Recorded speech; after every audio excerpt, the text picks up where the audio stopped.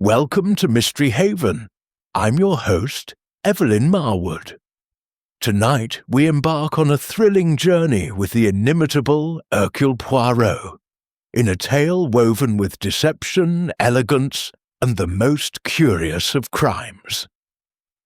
Settle in, dear listeners, and tell me in the comments where you're listening from, as we unravel the enigma of the Vanishing Ballerina of Café Orion. Chapter 1. Introduction and Setup. It was a crisp autumn evening in 1927, the kind where London's fog clung to the cobblestones like a reluctant lover, and the gas lamps flickered with a golden promise of escape from the city's relentless pulse. The Café Orion stood as a beacon of sophistication amid the bustle of Mayfair, its facade a masterpiece of Art Deco elegance, frosted glass doors etched with swirling constellations, flanked by marble columns that evoked the grandeur of ancient palaces. Inside, the air was a symphony of sensations. The low murmur of cultured voices, the clink of crystal glasses, the faint strains of a violin weaving through the haze of Turkish cigarettes and Chanel No. 5. Hercule Poirot, the diminutive Belgian detective whose reputation preceded him like a well-tailored suit, had been persuaded to attend by his steadfast companion, Captain Arthur Hastings. Hastings, with his boyish enthusiasm and impeccable manners, had secured a prime table near the stage, a velvet-draped alcove that offered an unobstructed view of the evening's star attraction. "Come now, Poirot," Hastings had urged earlier that day over tea at Simpson's. "A night out will do you good. No murders, no puzzles, just pure artistry. Madame Celeste Dubois is performing her signature Swan Lake variation. They say she's the reincarnation of Pavlova herself." Poirot, ever the creature of habit, had resisted at first. "Mon ami, I prefer the quiet of my flat in Whitehaven Mansions, with my tisane and my orderly thoughts. The theatre? Bah! It is all illusion and smoke." But Hastings's persistence, coupled with a rare evening free from the tedium of lesser cases, had won out. Now, seated at the table, with a napkin precisely folded upon his lap, Poirot surveyed the room with the sharp eyes of a man who saw not just the surface glamour, but the currents of human frailty beneath. The Café Orion was no ordinary nightclub. Opened in 1923 by a consortium of theatrical impresarios, it had quickly become the haunt of London's elite. Aristocrats nursing old fortunes, artists chasing new muses, and ambitious social climbers all drawn to its magnetic allure. The interior was a labyrinth of opulence, walls lined with floor-to-ceiling mirrors that multiplied the candlelight into infinite stars, gilded chandeliers dangling like frozen waterfalls from a painted ceiling, depicting Orion the hunter in pursuit of his celestial prey. Private booths, shrouded in crimson curtains, dotted the perimeter, offering discretion to those who required it. The stage, elevated on a dais of polished oak, featured a revolving platform that allowed for seamless scene changes. Its backdrop tonight, a serene lake painted in shades of midnight blue, complete with mechanical swans that glided on hidden wires. As the orchestra, an ensemble of 12, led by the impeccably dressed maestro Elias Thorne, tuned their instruments, Poirot's gaze drifted to the assembled patrons. They formed a tableau of 1920s high society, each character etched with the subtle tells that his little grey cells instinctively catalogued. Nearest to the stage sat Lord Reginald Ashbourne, the Earl of Kensington, a man in his late 40s whose patrician features were softened by indulgence. Dressed in a tuxedo of Savile Row finery, he toyed with a diamond cufflink, his eyes fixed longingly on the empty stage. Whispers among the waitstaff painted him as the cafe's unofficial patron, having invested a small fortune to secure Celeste's exclusive performances. Rumour had it he was smitten, his late wife's death 2 years prior, leaving him adrift in a sea of loneliness. He proposes every season, a passing waiter confided to Hastings earlier, but she dances away like mist. In the booth opposite lounged Mr. Victor Langston, the theatre critic for the Times, a wiry man with a hawkish nose and a perpetual sneer. His notebook lay open on the table, pen poised like a dagger. Langston's reviews could make or break a career. His recent piece on Celeste had called her a fading comet, brilliant but doomed to burn out.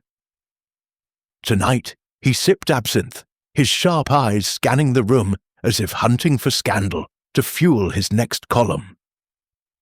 Further back, in a haze of cigarette smoke, sat Madame Irina Volkov, the Russian ballerina turned expatriate teacher. Her once raven hair was streaked with silver, pulled into a severe chignon that accentuated her angular face. Exiled after the revolution, she had mentored Celeste in Paris before a bitter falling out.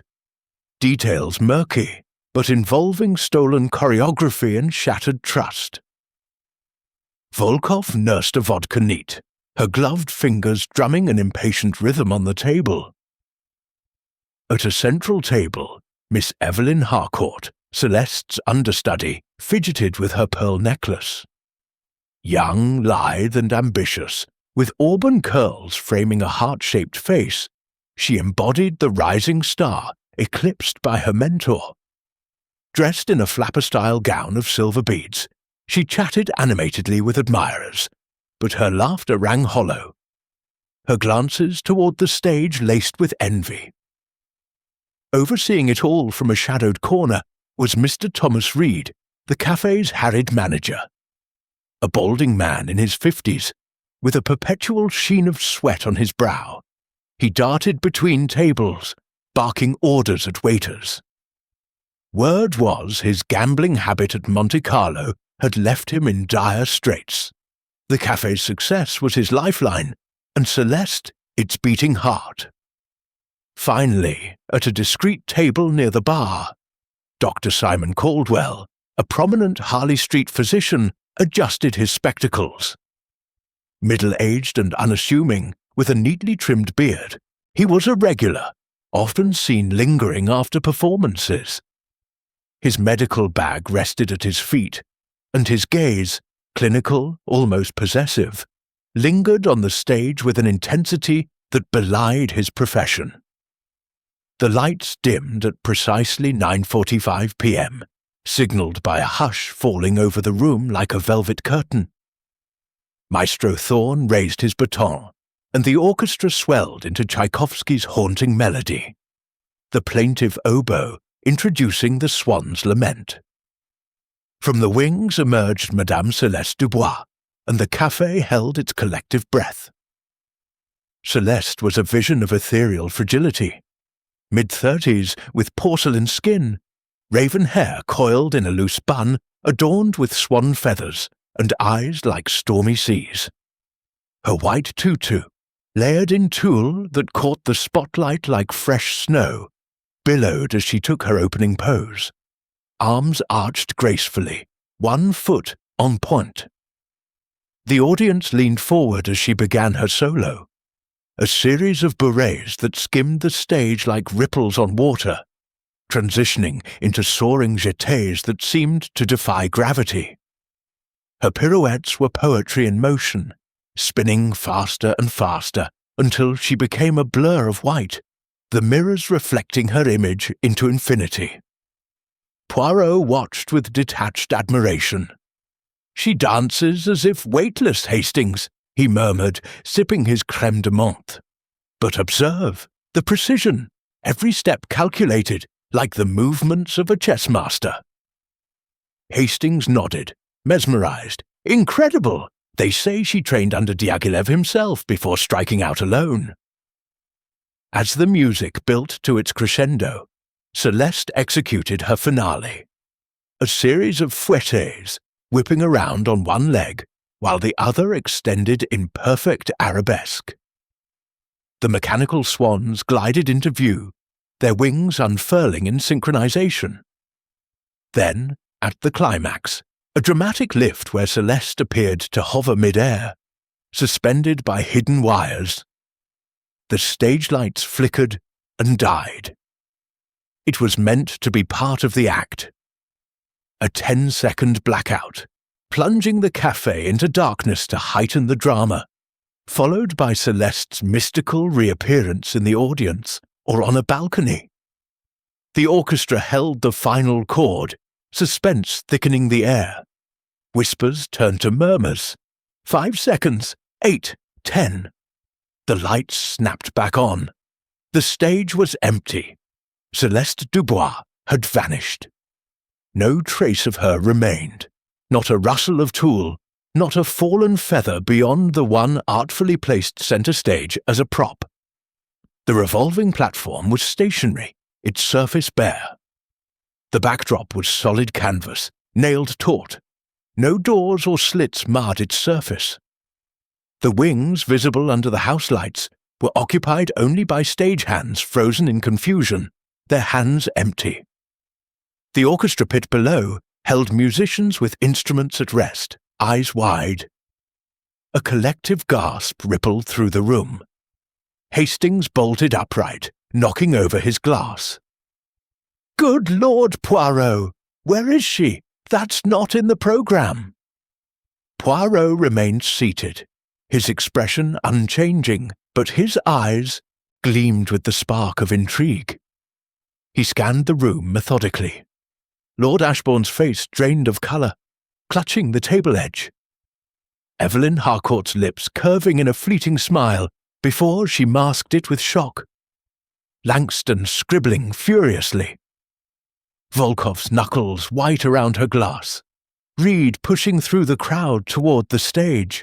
Caldwell rising slowly, his medical bag forgotten.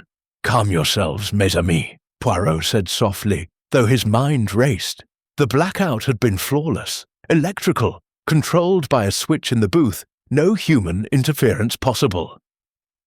The cafe's exits were monitored by doormen. No one had passed. Yet the ballerina, in her unmistakable costume, had evaporated like morning dew. Thomas Reed mounted the stage, microphone in hand, his voice cracking. "Ladies and gentlemen, a slight technical delay. Madame Dubois will reappear momentarily. Please, remain seated." But the murmurs swelled to protests. A woman in the front row fainted, her escort fanning her with a programme. Hastings turned to Poirot, urgency in his voice. "This can't be right. She must have slipped off stage somehow." Poirot stroked his moustache, inhaling the mingled scents of perfume and panic. "Or perhaps, Hastings, this is no accident of stagecraft. This is the beginning of something. Most curious." As Reed signalled the lights to dim again in a desperate bid for control, Poirot rose, his small frame cutting through the crowd like a scalpel. The Café Orion, once a temple of illusion, had become the scene of an impossibility. And Hercule Poirot, drawn inexorably into its web, knew that the truth lay not in smoke and mirrors, but in the flawed hearts of those who watched. Chapter 2. The Crime Discovered. 2,000 words. The Café Orion, moments ago a sanctuary of elegance, now thrummed with the discordant notes of panic. The house lights, restored after the inexplicable blackout, cast a harsh glare over the audience, revealing flushed faces and darting eyes. The single white swan feather on the stage, meant as a poetic prop, now seemed an omen, lying forlornly on the polished oak.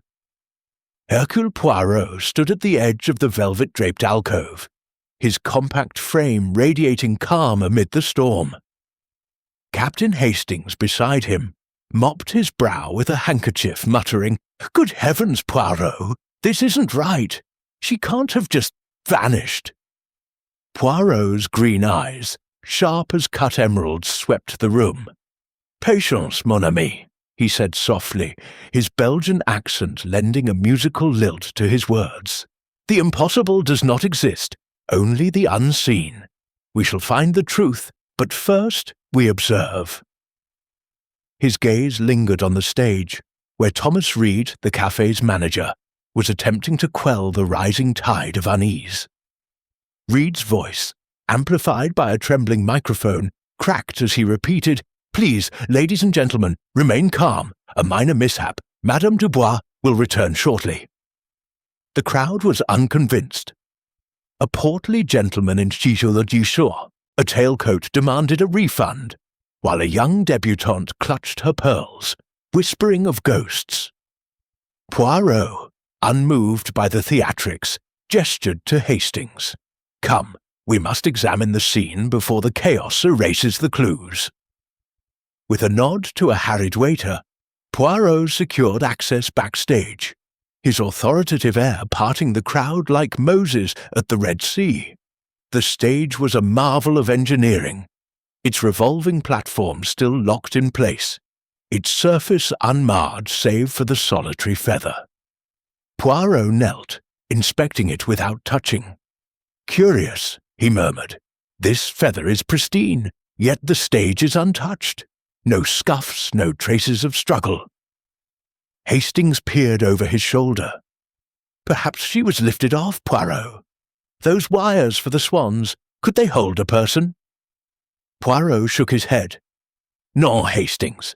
The mechanism is delicate, designed for papier-mâché birds, not a dancer of, shall we say, human weight." They moved to the wings where two stagehands stood, pale and stammering. "We saw nothing, sir," one insisted, a lanky youth named Billy. "The blackout hit, and we were in our places, guarding the exits. No one passed." Poirot's moustache twitched. "And the trapdoors?" Billy pointed to the stage floor, where 3 trapdoors were bolted shut, their locks rusted from disuse.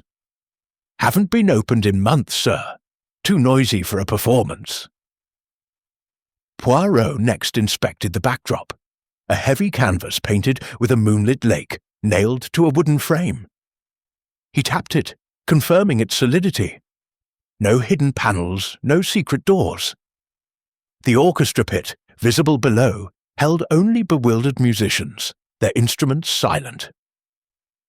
The mirrored walls, reflecting the stage into infinity, showed no irregularities. "A locked room," Hastings whispered, awestruck. "She's gone, like a puff of smoke." Before Poirot could respond, a piercing scream cut through the din. The crowd parted to reveal Miss Evelyn Harcourt, Celeste's understudy, stumbling from a narrow corridor leading to the dressing rooms.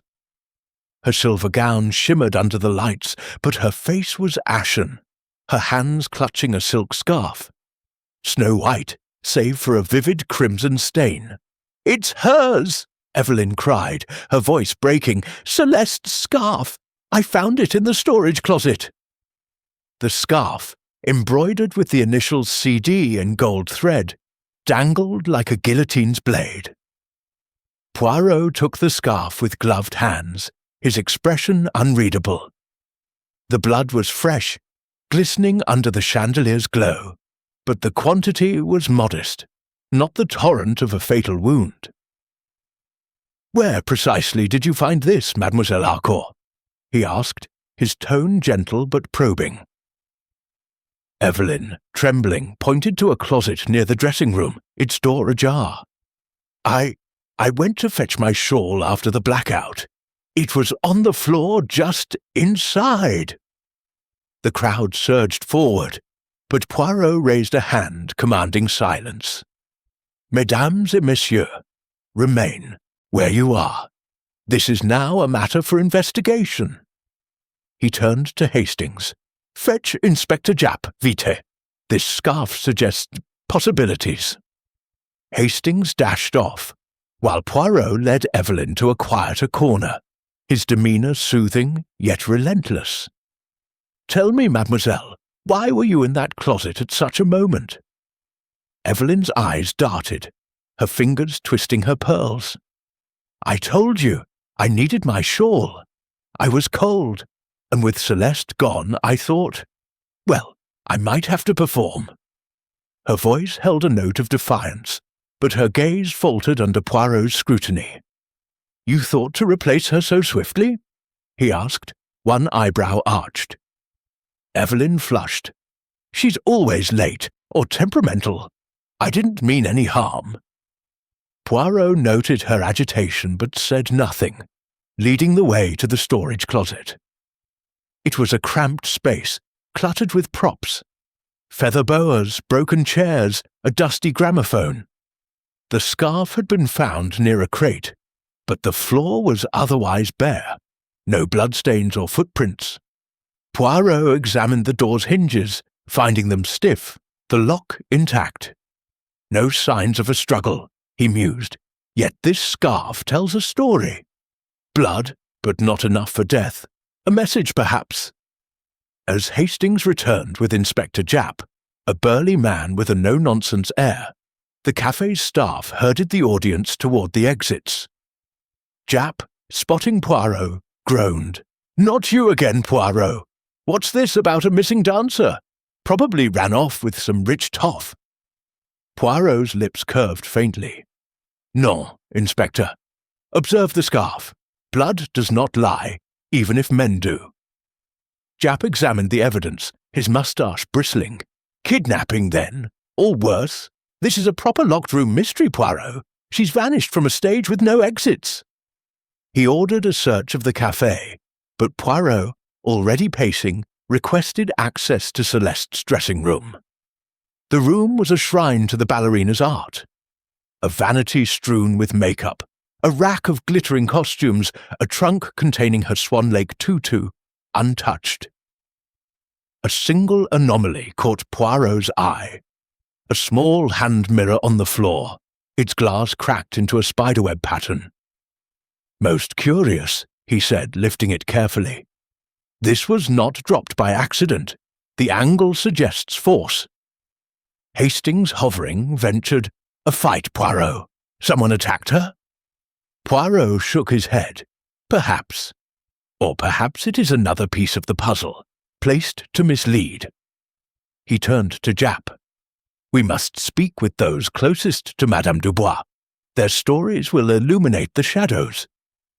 The suspects were gathered in the cafe's private salon, a room of velvet armchairs and dim lamps.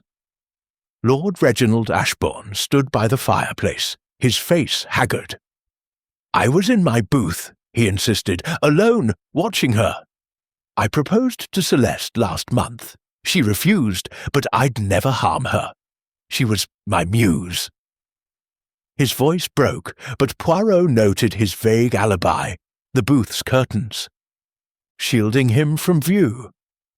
Evelyn Harcourt, now composed, repeated her story, though her eyes avoided the scarf.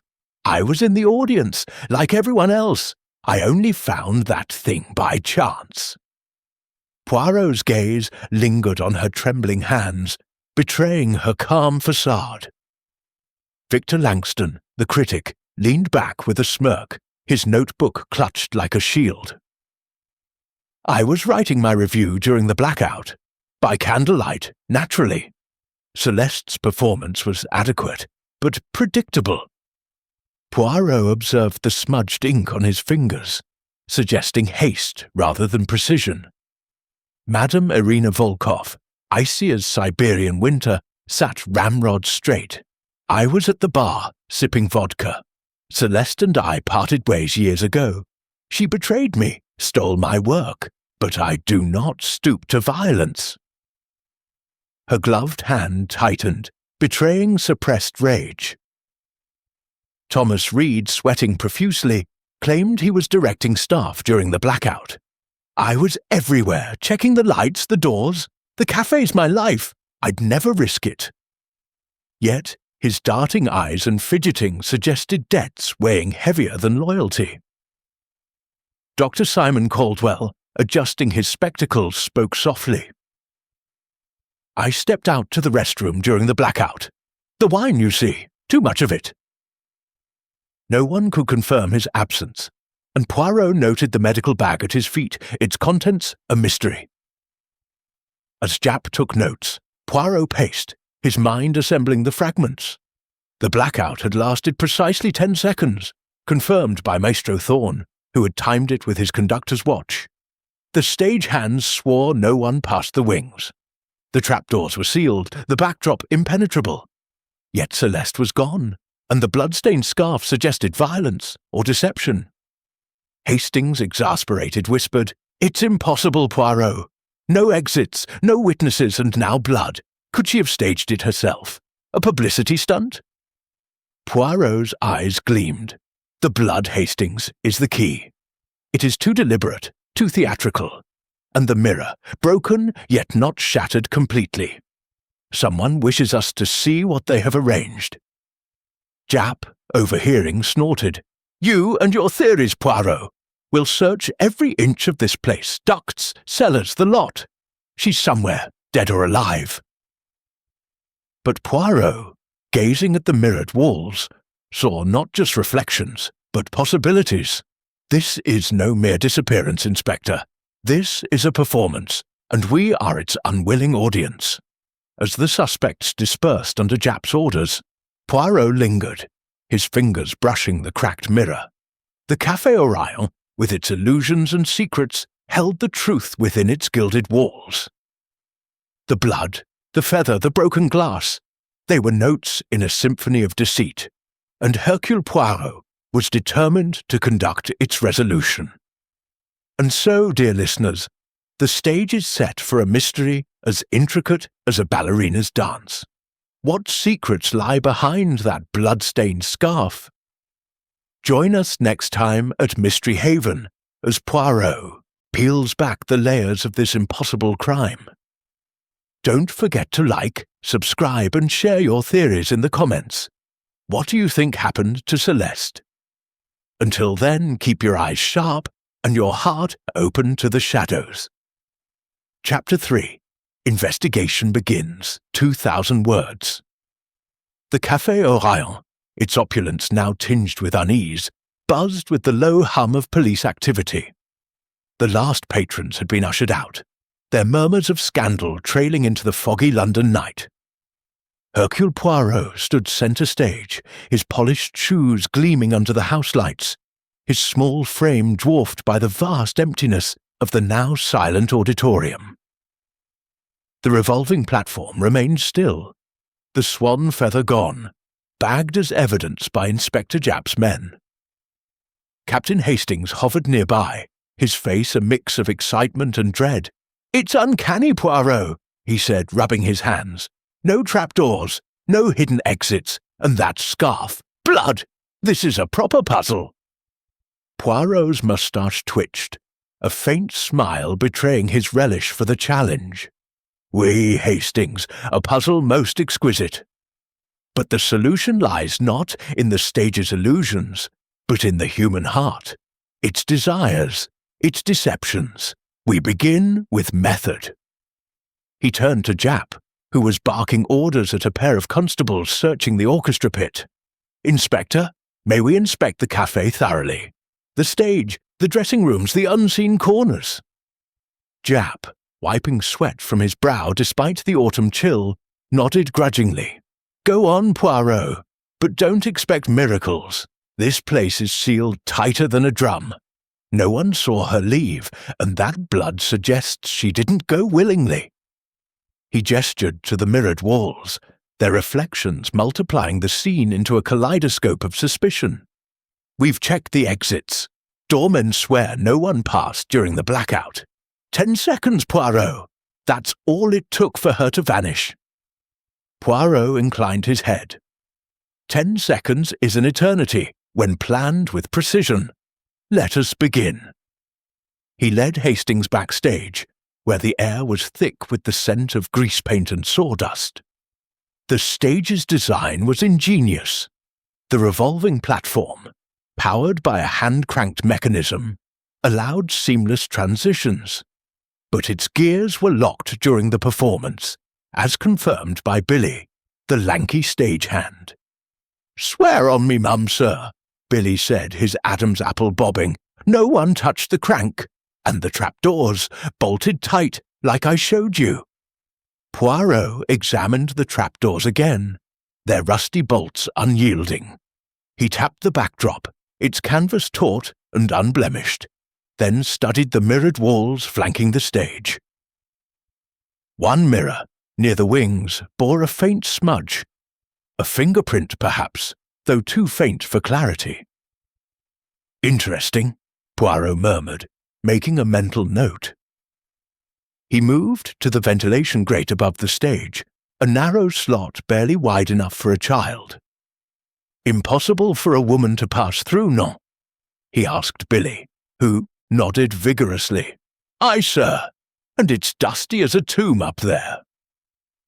The dressing room, Celeste's inner sanctum, offered more questions than answers. The cracked hand mirror lay on the vanity, its spiderweb fractures catching the dim light.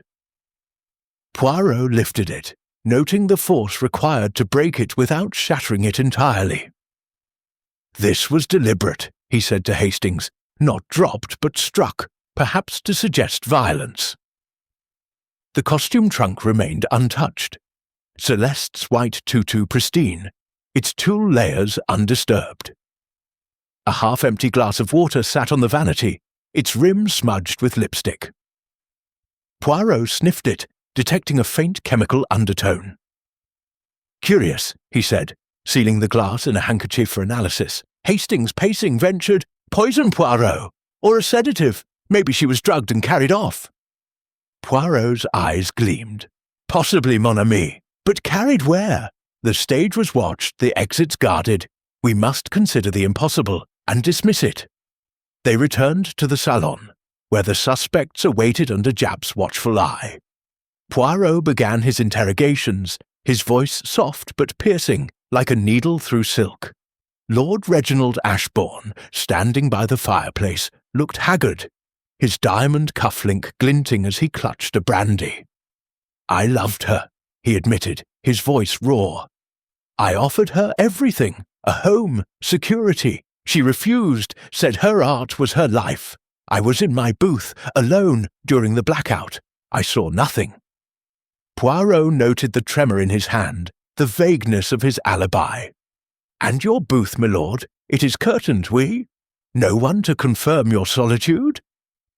Evelyn Harcourt, seated with her hands folded, was pale but composed.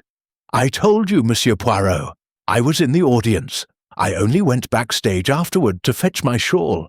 That's when I found the scarf." She hesitated, then added, "Celeste, she received letters, threatening ones. She laughed them off, called them pranks. I saw one on her vanity last week, unsigned, but angry." Poirot leaned forward. "And you did not think to mention this earlier, mademoiselle?" Evelyn flushed. "I didn't think it mattered. She was so untouchable." Victor Langston, the critic, lounged with his notebook, his smirk undimmed. "I was writing as I said. The blackout was a nuisance. Had to light a candle to keep going. Celeste's performance was passable, but her stars fading. I wrote as much." Poirot examined the notebook, its pages filled with tight scrawl, but the ink on the blackout page was smudged, as if written in haste. "You write with such speed, monsieur, in near darkness?" Langston shrugged. "Practice." Madame Irina Volkov, her silver-streaked hair gleaming, spoke with icy precision. "I was at the bar, as I told you. Celeste and I were no longer friends. She took what was mine, my choreography, my legacy, but I am no murderer." Her gloved fingers tightened around her glass, and Poirot noted a faint tremor. "You speak of betrayal, madame. Did it wound you enough to act?" Volkov's eyes flashed. "I fight with words, not knives." Thomas Reed, the manager, mopped his brow with a sodden handkerchief. "I was running the show, checking lights, staff, everything. The cafe's my livelihood. I'd never jeopardize it." Poirot's gaze lingered on Reed's trembling hands, his eyes darting to the door. "And your debts, monsieur? They do not weigh heavily." Reed paled. "That's private. I manage, always have." Dr. Simon Caldwell, adjusting his spectacles, spoke quietly. "I was in the restroom, as I said. Too much claret, I'm afraid. I returned to find chaos." His medical bag sat at his feet, and Poirot's eyes narrowed. "Your bag, doctor. It contains sedatives, oui?" Caldwell nodded, wary. "Standard supplies. I'm a physician, after all." Poirot smiled thinly. "And physicians, they are never careless with such things." A new clue emerged as Poirot questioned the staff. A waitress, a mousy girl named Clara, hesitated before admitting she'd seen a shadow near the dressing-room corridor just before the blackout. "It was quick, sir, like someone slipping away. Couldn't see who, too dark." Poirot pressed her, but she had no more details, only a vague impression of movement. He filed it away, his mind turning to the stage's ventilation system. Could a person access it? Japp's men had checked the grates, finding them dusty, but Poirot requested a ladder to inspect the ducts himself. Climbing with surprising agility, Poirot peered into the narrow shaft. The dust was thick, but a faint disturbance, a smear as if something had brushed through, caught his eye. "Not enough for a body," he murmured, descending, "but perhaps for something smaller. A scarf, a prop." Hastings, watching, exclaimed, "You think the scarf was planted, Poirot, to make us think she's dead?" Poirot's eyes twinkled. "The blood, Hastings. It is too perfect, too staged. We must test it." He requested Japp send the scarf and the water glass for analysis, suspecting the blood might not be human, and the glass might hold traces of a sedative. As the police continued their search, Poirot returned to the suspects, observing their interactions. Evelyn avoided Volkov's gaze. Langston whispered to Reed, who flinched. Ashbourne stared into his brandy, lost in thought. Caldwell's fingers hovered near his bag, as if guarding a secret. Poirot gathered them again, his voice calm but commanding. "Mesdames et messieurs, Madame Dubois did not vanish by magic. Someone in this room knows more than they say. The scarf, the mirror, the shadow, these are threads in a tapestry of deceit. Speak now, or the truth will find you." Silence fell, heavy as the fog outside. No one spoke, but their eyes betrayed them. Fear, guilt, defiance.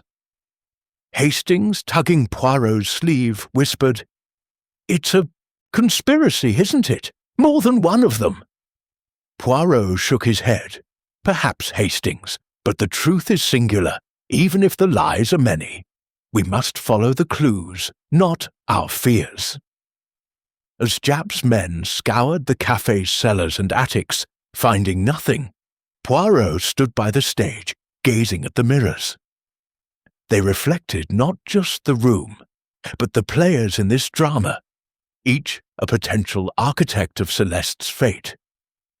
The blood, the broken glass, the shadow in the dark, they were pieces of a puzzle, and Poirot's grey cells were already assembling them into a pattern only he could see. Chapter 4. Clues and Red Herrings, 2,000 words. The Café Orion, its gilded elegance now dimmed by suspicion, stood quiet under the watchful eyes of Inspector Japp's constables. The fog outside pressed against the frosted glass doors, as if eager to join the intrigue within. Hercule Poirot paced the stage, his polished shoes clicking softly, his mind a whirl of connections. The blood-stained scarf, the cracked mirror, the shadow in the corridor, each was a note in a symphony he was determined to conduct. Captain Hastings, ever loyal, trailed him, his notebook bristling with scribbled theories. "It's maddening, Poirot," he exclaimed. No body, no exits, and that blood. Are we chasing a ghost? Poirot's green eyes gleamed under the stage lights. Non, Hastings.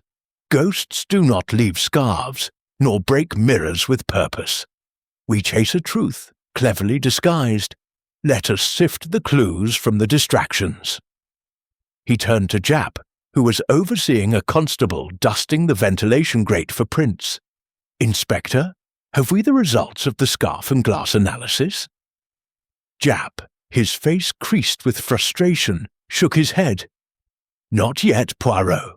The lab's backed up, but they're rushing it. That blood, human or not, could crack this wide open.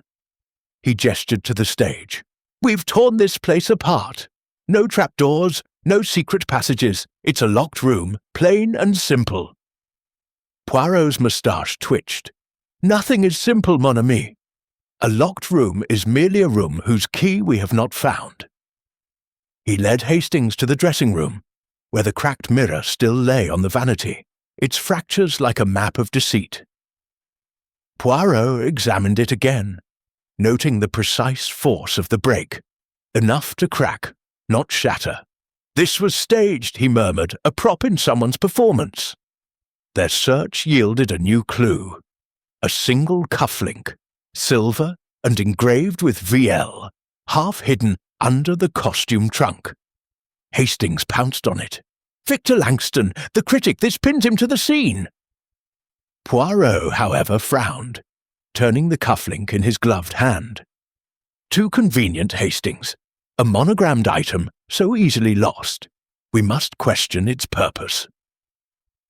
They moved to the manager's office, a cluttered space reeking of stale cigars. Poirot's sharp eyes caught a discrepancy in a ledger tucked beneath a pile of receipts. The shared entries, in Thomas Reed's spidery hand, showed regular payments to CD, potentially Celeste Dubois, totaling hundreds of pounds over months. Blackmail, perhaps? Poirot mused, showing the ledger to Hastings. Or a debt repaid in secret. Monsieur Reed has much to explain. Another discovery came from Madame Irina Volkov's purse, left on a salon chair during the chaos. Inside, Poirot found a torn photograph of Volkov and a younger Celeste, smiling in a Paris studio. On the back, scrawled in faded ink, were the words, "You'll pay." Hastings gasped. A motive, Poirot. She admitted they're falling out, maybe revenge. Poirot nodded thoughtfully. Perhaps, but a photograph kept so close suggests more than hatred, nostalgia, or regret. To test his theories, Poirot proposed a bold move, a reenactment of the blackout. With Japp's reluctant approval, the suspects were gathered on the stage, the house lights dimmed to mimic the performance's climax. The orchestra, reduced to a single violinist for effect, played the final bars of Swan Lake. At Poirot's signal, the lights cut out for precisely 10 seconds, plunging the café into darkness. The suspects were instructed to remain in place, Lord Ashbourne in his booth, Evelyn in the audience, Langston at his table, Volkov at the bar, Reed by the stage door, and Caldwell near the restroom. When the lights returned, Poirot's keen eyes scanned the group. Evelyn fidgeted, her fingers twisting her pearls. Langston's smirk faltered briefly. Caldwell's spectacles glinted as he wiped sweat from his brow. Reed's hands shook, and Volkov's posture stiffened, her gaze fixed on the empty stage. Ashbourne, alone in his booth, seemed lost in thought, his brandy untouched. "Observe, Hastings," Poirot whispered. "Their reactions betray what their words conceal." The reenactment revealed little new, but Poirot noted the stage's revolving platform, unused during the blackout, showed no signs of tampering. He climbed to the ventilation grate again, confirming the faint smear in the dust. Too narrow for a person, but enough for a small object, like a scarf. A clever misdirection, he said, descending. The scarf was placed to suggest violence, Yet no body is found. A red herring surfaced when a doorman reported seeing a woman resembling Celeste, boarding a late train to Paris, her face veiled but her figure unmistakable. Japp seized on it. "She's fled, Poirot! A stunt, or maybe she's running from someone." Poirot dismissed it with a wave. "No, Inspector. A ballerina in full costume, boarding a train unnoticed. Her tool would betray her in an instant. This is a distraction, meant to send us chasing shadows." Poirot turned his attention to the blood-stained scarf, still under analysis. He hypothesized it might be animal blood, staged to inflame panic. The water glass, too, intrigued him. Its chemical scent suggested a sedative, possibly from Dr. Caldwell's medical bag. He requested a constable check the bag's contents, noting Caldwell's unease when asked about it earlier. "A doctor's tools," Poirot said to Hastings, "can heal or harm, depending on the hand that wields them." Interrogations resumed in the salon. Poirot confronted Langston about the cufflink. "Yours, monsieur." Langston scoffed, producing a matching pair from his pocket. "I've mine, see? Someone's playing games." Poirot's eyes narrowed. "Indeed, and you, with your sharp pen, have enemies who might plant such a clue." To read, Poirot presented the ledger. The manager blanched, stammering, "Those payments, they were for costumes props. Celeste insisted on the best." Poirot's smile was thin. Yet the amounts are vast and unmarked. A debt, perhaps, to keep a secret quiet. Reed's silence was answer enough. Volkov, shown the photograph, stiffened. "A memento of better days," she said coldly. "Celeste stole my choreography, my life's work. That inscription? A moment of anger, nothing more." Poirot pressed. "And yet you kept it, madame. Why?" Her lips tightened, revealing nothing. Evelyn, questioned about the threatening letters, admitted seeing one with a distinctive red wax seal. "It was on her vanity, but she burned it. I thought it was a fan's prank." Poirot noted her quick glance at Volkov, as if seeking approval. "A seal, mademoiselle? Most specific. We shall look for such a mark." Ashbourne, weary, reiterated his love for Celeste. "I'd have given her the world, but she wanted only her stage. I was alone, I swear." Poirot observed his trembling hands, the brandy glass now empty. "Love, milord, can inspire great acts, or desperate ones." Caldwell, cornered about his bag, admitted it contained sedatives. "For emergencies, Monsieur Poirot. I treat nervous performers. It's common." Poirot's gaze was unrelenting. "And was Madame Dubois nervous, doctor? Did she require your assistance?"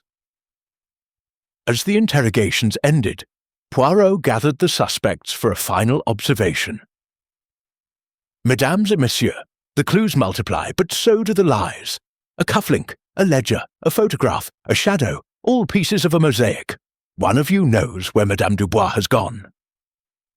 The room fell silent, eyes darting, Evelyn to Volkov, Reed to Langston, Caldwell to his bag.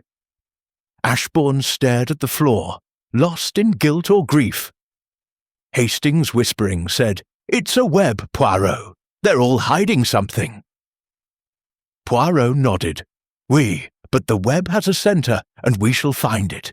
The scarf, the mirror, the payments, they point to a plan meticulously crafted." Japp interrupted, holding a telegram from the lab. "Preliminary results, Poirot. The blood, it's pig's blood, not human. And the glass? Traces of a sedative, chloral hydrate." Poirot's eyes lit up. "Aha! The scarf is a lie, meant to mislead. And the sedative. Someone wished Madame. Dubois silent, but not dead. We are close, Hastings." As the night deepened, Poirot stood by the stage, gazing at the mirrored walls. The reflections showed a room of suspects, each a player in a drama of envy, greed, or vengeance. The cufflink was too obvious, the ledger too revealing, the photograph too personal. Someone had orchestrated this vanishing, and Poirot's grey cells were closing in on the truth step by careful step. Chapter 5. Complications and Twists, 2,000 words. The Café Orion, its mirrored walls reflecting 1,000 suspicions, stood as a silent witness to the unfolding drama. The early hours of the morning had crept in, the fog outside thickening like the tension within.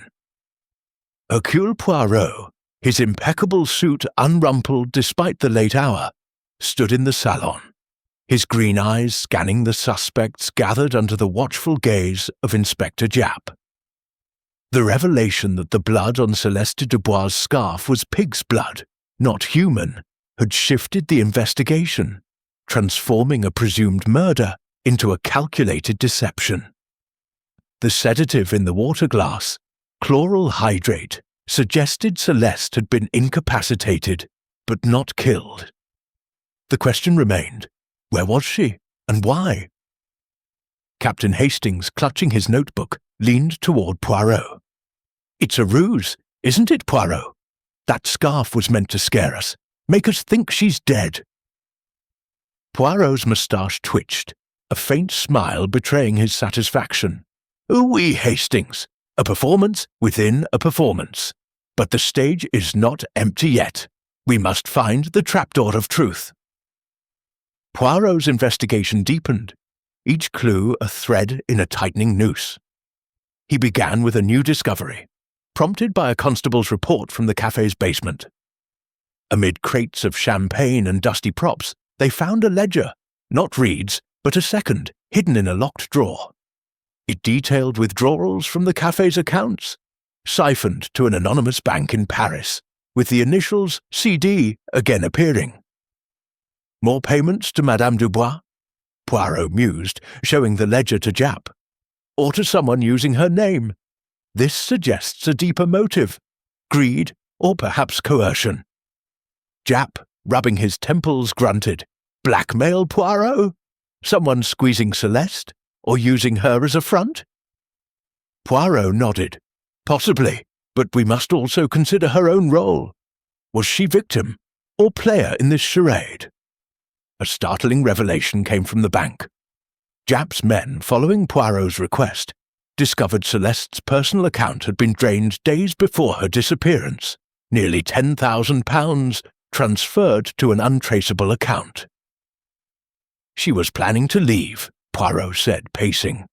"Retirement, perhaps, or escape. This threatens someone. Her patron, perhaps?" He glanced at Lord Reginald Ashbourne, whose haggard face betrayed sleepless nights. Poirot confronted Ashbourne in the salon, his tone gentle but unrelenting. "Milord, you funded Madame Dubois' performances, oui? Her departure would ruin your investment, perhaps your reputation." Ashbourne's hands shook, his brandy glass empty. "I loved her, Monsieur Poirot. Yes, her leaving would hurt, but I'd never harm her. I was in my booth, I swear." Poirot noted the desperation in his voice, the lack of witnesses to confirm his solitude.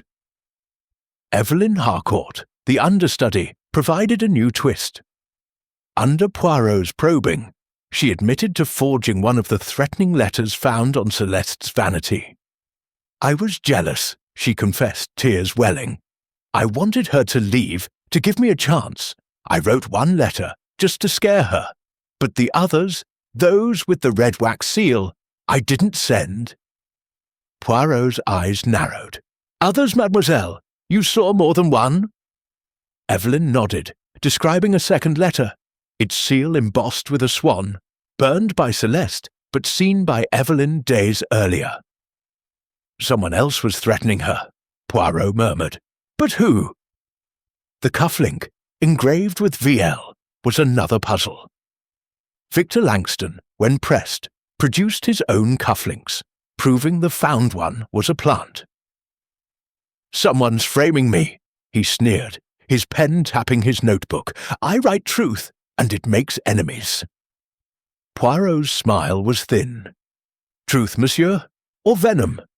Your reviews wounded Madame Dubois, perhaps enough to provoke action." Langston's smirk faltered, but he said nothing. A physical clue emerged from the stage itself. The chandelier, lowered for routine maintenance earlier that day, bore a scrap of white tulle caught in its crystal facets. Identical to Celeste's Swan Lake tutu. Poirot climbed a ladder to inspect it, his movements precise despite his small stature. "This tulle," he said to Hastings, "was torn, not cut. She was lifted perhaps during the blackout, but the chandelier's mechanism is heavy, too much for one person alone." Hastings's eyes widened. "A conspiracy, Poirot! 2, maybe 3, working together." Poirot nodded. "Possible, mon ami, but we must test the mechanics." He ordered a test of the chandelier's pulley system, operated from a booth above the stage. The mechanism, though functional, was sluggish, requiring at least 2 people to hoist a weight equivalent to Celeste's. "This narrows our field," Poirot said. "One person alone could not have done this in 10 seconds." Madame Irina Volkov, questioned about the photograph in her purse, revealed a deeper wound. "Celeste was my protégée," she said, her voice brittle. "In Paris, I taught her everything, my steps, my soul. She took my choreography, claimed it as her own. That photograph, it reminds me of what I lost." Poirot pressed, "And the inscription, 'You'll pay'? A threat, madame?" Volkov's eyes flashed. "A moment's anger, written years ago. I am no criminal." Yet her clenched fists suggested unresolved pain. Thomas Reed, confronted with the second ledger, collapsed into a chair, his face grey. I took money," he admitted. "The cafe's profits weren't enough to cover my debts, gambling, you see, but I didn't hurt her. Those payments to CD were to keep her happy, to keep her performing." Poirot's gaze was unrelenting. "And if she planned to retire, monsieur, your lifeline would vanish." Reed's silence was damning. Dr. Simon Caldwell's medical bag yielded another clue. A constable, under Poirot's direction, found a vial of chloral hydrate, its seal broken, matching the sedative in Celeste's glass. Caldwell, flustered, insisted, "It's for patients. Performers often need calming, stage fright, you know." Poirot's voice was soft but sharp. "And did Madame Dubois require such aid, doctor? Or was it administered without consent?" Caldwell's hands shook, his spectacles slipping down his nose. A flashback haunted Poirot's thoughts, pieced together from staff accounts. Hours before the performance, Celeste had been seen arguing with Reed in her dressing room, her voice sharp. "I'm done, Thomas. I'm leaving after tonight." A stagehand overheard her speaking to Volkov earlier, saying, "Irina, I'm sorry for Paris. I want to make it right." These fragments suggested Celeste was planning a departure, stirring motives among those who needed her to stay. Poirot gathered the suspects again, his presence commanding silence. "Mesdames et messieurs, the threads of this mystery tighten. A drained bank account, a forged letter, a planted cufflink, a scrap of tulle. These are not accidents. Someone, or several, orchestrated Madame Dubois' disappearance.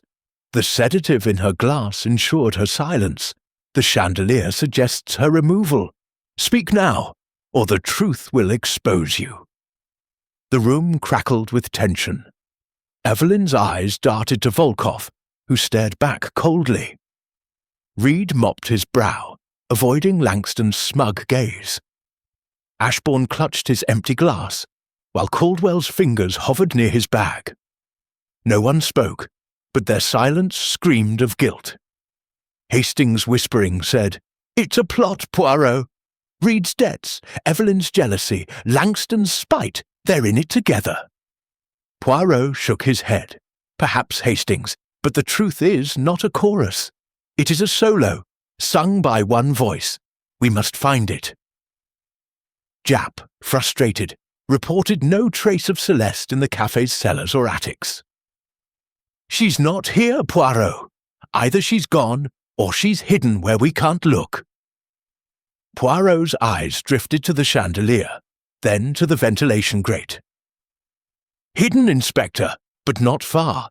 The tool, the sedative, they point to a plan, not a murder. She lives, but where?"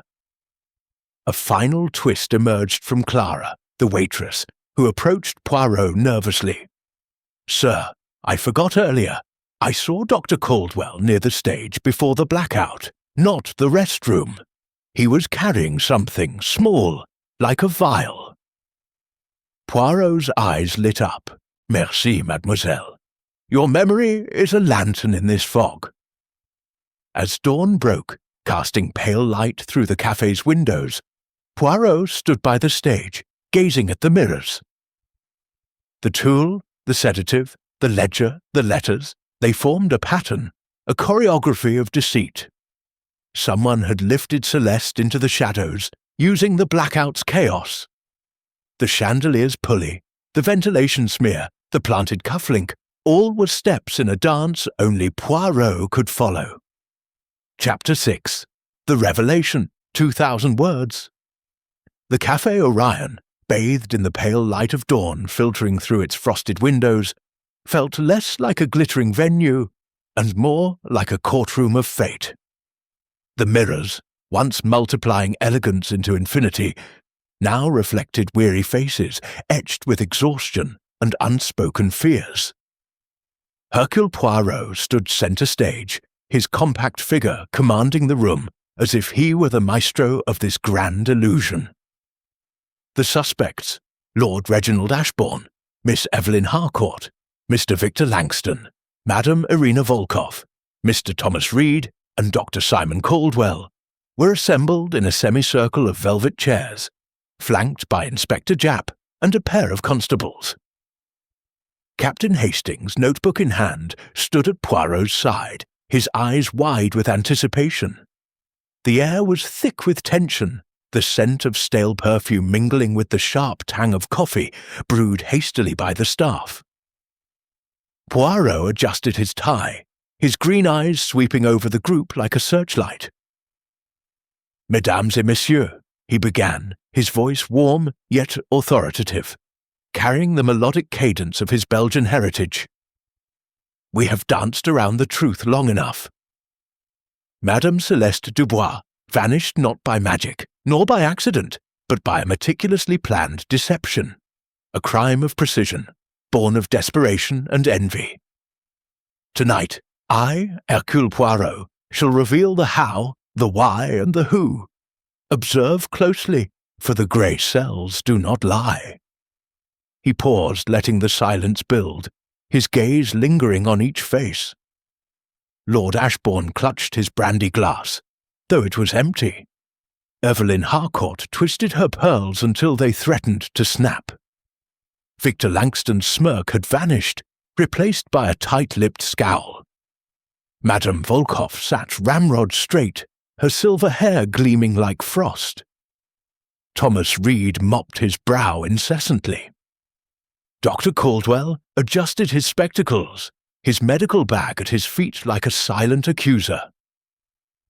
Poirot began with the foundation of the mystery, the impossible vanishing. The stage was locked, you will agree.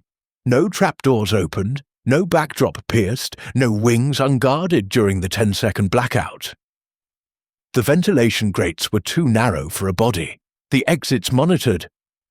Yet Madame Dubois disappeared, leaving a single feather and, later, a blood-stained scarf. But let us examine the scarf first. The blood was pig's, not human, a clever ruse to suggest murder and inflame panic. Why? To distract us from the truth. Madame Dubois lives. A murmur rippled through the group. Hastings gasped. Lives? Poirot, you're certain? Poirot nodded. Oui, mon ami. The sedative in her water glass, chloral hydrate traced to Dr. Caldwell's bag, ensured she was unconscious, not dead. But who administered it? We shall return to that. He paced slowly, his shoes clicking on the oak stage. The cracked mirror in the dressing room was no accident of struggle. It was struck deliberately to imply violence. The planted cufflink, engraved VL, was too obvious. A red herring to cast suspicion on Monsieur Langston. And the ledgers, showing payments to CD? Partial truths. One was Monsieur Reed skimming to cover debts. The other, withdrawals from Celeste's drained account, signalling her intent to retire and flee to Paris. Poirot turned to Lord Ashbourne. "Milord, your love for Madame Dubois was genuine, but unrequited. You funded her, yes, but her planned departure threatened your investment and your heart. Yet you were alone in your booth, curtains drawn, no opportunity to act. You are innocent, though your secrets weighed heavily." Ashbourne exhaled, relief mingling with sorrow. "Thank God," he whispered. Next, Poirot addressed Madame Volkoff. "Madam, the photograph in your purse, with its inscription, 'You'll pay,' spoke of old betrayals, Celeste stealing your choreography in Paris. But it was a memento, not a motive for murder. You argued with her hours before, seeking reconciliation. 'I want to make it right,' she said. Your estrangement was painful, but not criminal. You, too, are innocent." Volkov's icy facade cracked slightly, a nod acknowledging the truth. Poirot's gaze shifted to Dr. Caldwell. "Doctor, your bag contained the sedative, and a waitress saw you near the stage before the blackout, not the restroom. But you are careless, no? Leaving vials unsecured. The chloral hydrate was taken from your bag, but not by you. Your lingering gazes on Celeste were admiration, perhaps infatuation, but not malice, innocent." Caldwell slumped, murmuring, "I should have locked it." Now, Poirot's voice sharpened as he turned to the core conspirators. "The true architects are three: Mademoiselle Harcourt, Monsieur Reed, and Monsieur Langston. A pact born of shared desperation. Let us reconstruct the crime, step by logical step." He gestured to the chandelier overhead, its crystals glinting like frozen tears. The key was the chandelier's pulley system, lowered for maintenance that day. A scrap of tulle from Celeste's tutu was caught in its facets, torn as she was hoisted upward during the blackout. The mechanism requires two to operate swiftly, one to pull the ropes, another to guide. 10 seconds, enough for precision. Poirot faced Evelyn Harcourt. "Mademoiselle, your jealousy was the spark. As understudy, you craved the spotlight Celeste denied you. You forged one threatening letter to scare her, but saw others with the red swan seal, planted by another to heighten fear. Hours before the performance, you slipped into her dressing room, adding chloral hydrate to her water glass. From Dr. Caldwell's unsecured bag, perhaps left in the wings. She drank, grew drowsy, and you struck the mirror to stage a struggle." Evelyn's face crumpled, tears streaming. I only wanted her to leave, not this," Poirot continued, unrelenting. "But you needed accomplices. Enter Monsieur Reed, the manager, drowning in gambling debts. Celeste's retirement would bankrupt the café, your lifeline. You discovered her drained account and planned departure from overheard arguments. You agreed to help, operating the chandelier's ropes from the upper booth, accessible via a hidden ladder in the wings."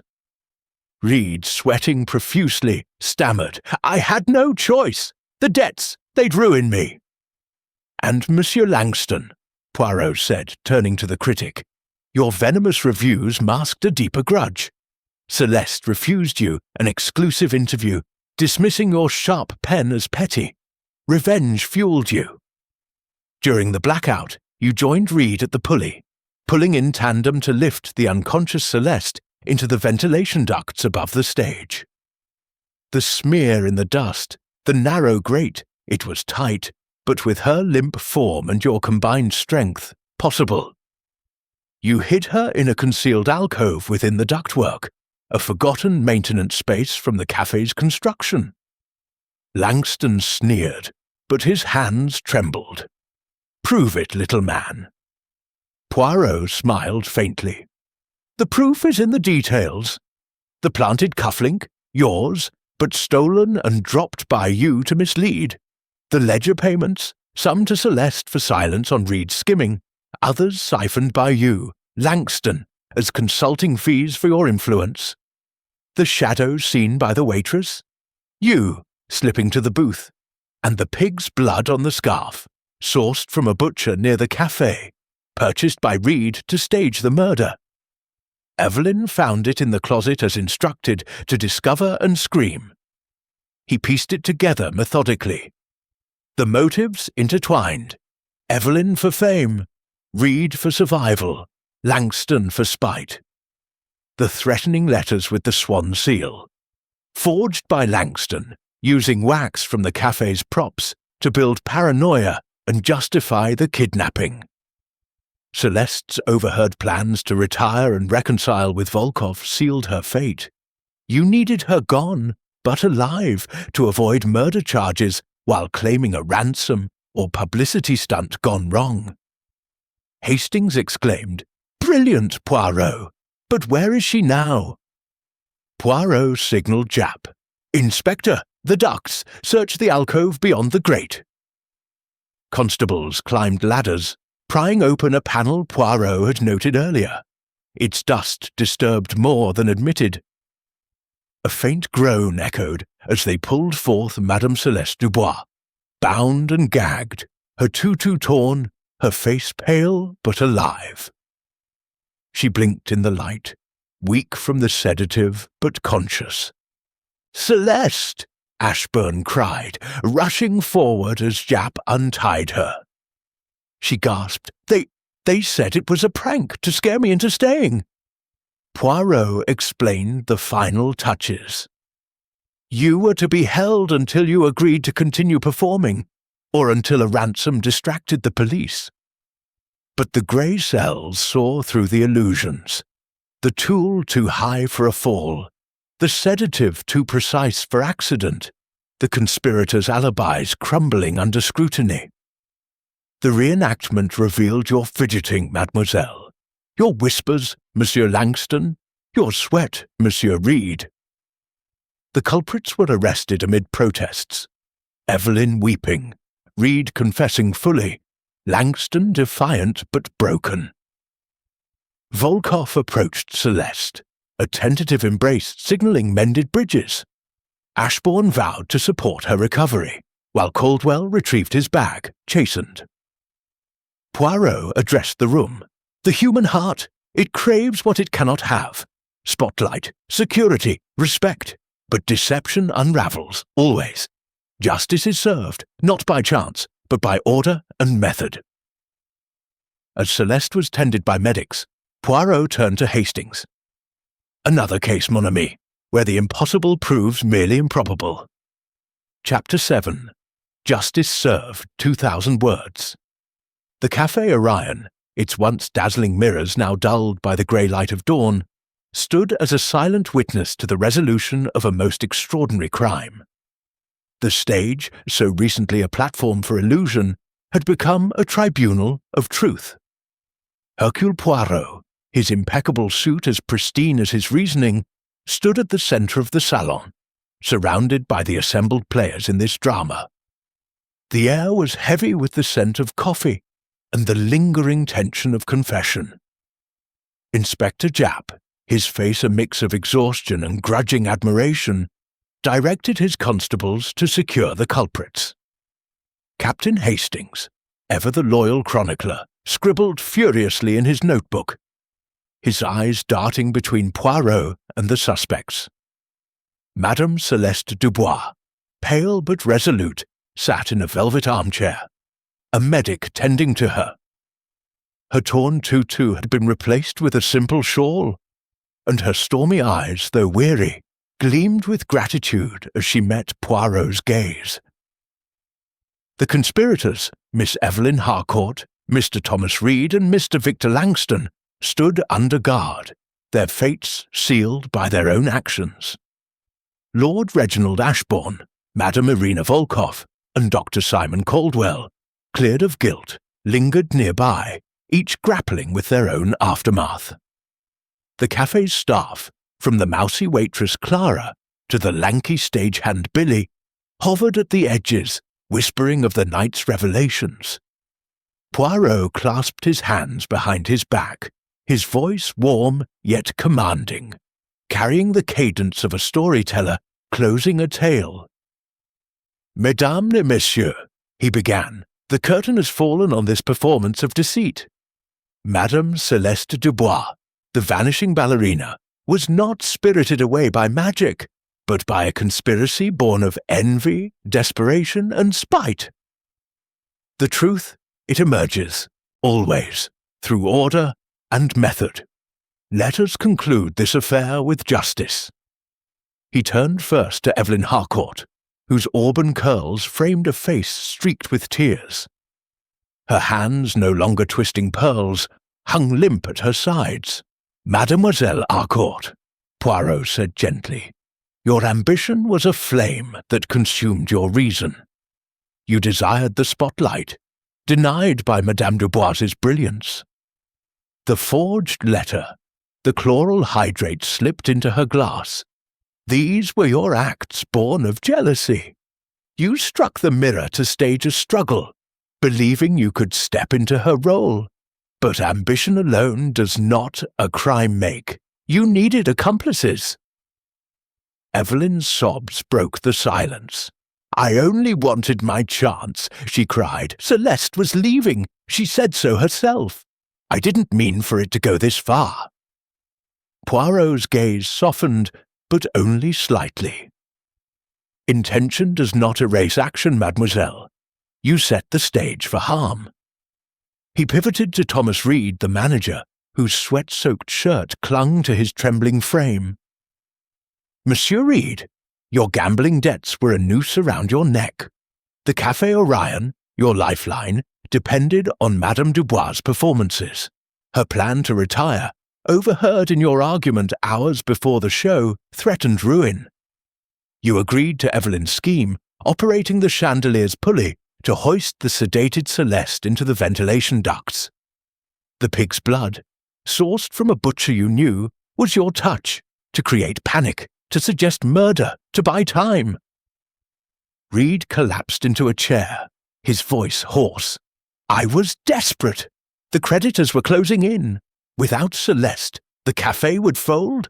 I thought we'd scare her into staying, or stage a ransom. It wasn't supposed to hurt her." Poirot's eyes were unyielding. "Desperation, monsieur, is no excuse for betrayal." Finally, Poirot faced Victor Langston, the critic, whose sneer had faded into a tight grimace. "Monsieur Langston, your pen was your weapon, but Celeste's refusal of your interview wounded your pride. You joined the conspiracy for revenge, forging the threatening letters with the swan seal to sow fear. You planted your own cufflink stolen from your desk to mislead us, a clever but flawed deception. With Reed you pulled the chandelier's ropes, lifting Celeste into hiding, believing your intellect would outwit us all." Langston's defiance cracked. "She mocked me," he spat, "called my work trivial. I wanted her humbled, not dead." Poirot's smile was thin. "Pride, monsieur, is a poor architect of crime. Your letters, your cufflink, they betrayed you."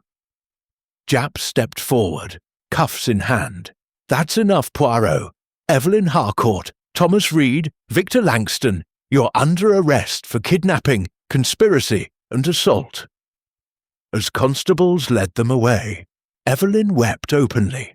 Reed muttered apologies, and Langston glared, his bravado a crumbling facade. The salon echoed with their footsteps, a sombre counterpoint to the orchestra's silenced strains. Celeste, supported by the medic, rose shakily.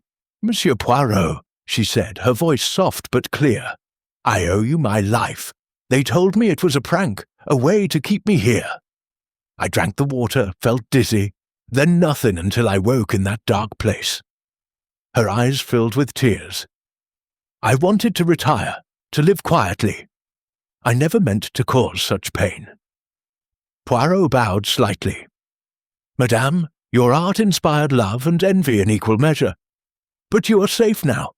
Rest, and let the stage be your choice, not your cage. Madame Volkoff approached, her silver-streaked hair catching the light. Celeste, she said, her voice trembling with rare emotion, I was wrong to hold our past against you. Your apology, it was enough. Celeste clasped her hand, a tentative smile breaking through. Irina, I stole nothing intentionally. Let us rebuild. The two embraced, their reconciliation a quiet victory amid the chaos. Lord Ashbourne, his patrician face etched with relief, stepped forward. Celeste, I'll fund your recovery anywhere you choose. Paris, the Riviera, a quiet village, name it. Celeste nodded, her eyes grateful but firm. Thank you, Reginald. I choose peace, wherever it lies. Dr. Caldwell, chastened, retrieved his medical bag. I'll secure my supplies better, he muttered to Poirot. I never thought. My negligence caused this. Poirot's nod was curt. Carelessness, Doctor, can be as dangerous as intent. Learn from it. Japp, wiping his brow, turned to Poirot. You've done it again, you little Belgian devil. A kidnapping, not a murder, and 3 culprits caught red-handed. How do you do it? Poirot's eyes twinkled. The grey cells, Inspector. They see what the heart obscures. Order and method, always. Hastings, closing his notebook, grinned. Another case closed, eh, Poirot? Quite the show. Poirot adjusted his tie, his expression serene. A show, yes, but with real consequences. The human heart, Hastings, seeks what it cannot have. Fame, security, vengeance, yet truth, it triumphs over all. As the constables cleared the salon, Poirot lingered by the stage, gazing at the chandelier now raised to its glittering perch. The mirrors reflected a room emptied of deceit, their surfaces clear once more. Celeste, escorted by medics, left for a hospital to recover fully, her future her own to shape. Volkoff and Ashbourne followed, their steps lighter with resolved burdens. Caldwell, humbled, trailed behind, his bag clutched tightly. Outside the fog was lifting, revealing a London stirring to life. Poirot and Hastings stepped into the crisp morning, the cafe's doors closing behind them. What now, Poirot? Hastings asked, pulling his coat tighter. Arrest, perhaps? Or another mystery? Poirot's moustache curved in a faint smile. Rest, mon ami. Perhaps a tisane at Whitehaven Mansions. But the world, it does not rest. Another puzzle will find us, never fear. He hailed a cab, his mind already turning to the next challenge, the next dance of truth and lies. The Café Orion, its lights dimming as the staff prepared to close, stood as a monument to the night's revelations. The stage, once a canvas for illusion, had borne witness to justice. And Hercule Poirot, the master of order, walked away knowing that no secret, however cleverly hidden, could escape the relentless scrutiny of his grey cells. Chapter 8. Echoes of the Truth, 2,000 words. The Café Orion, its gilded mirrors now catching the soft light of late morning, stood quieter than it had in days, as if exhaling after the storm of revelation.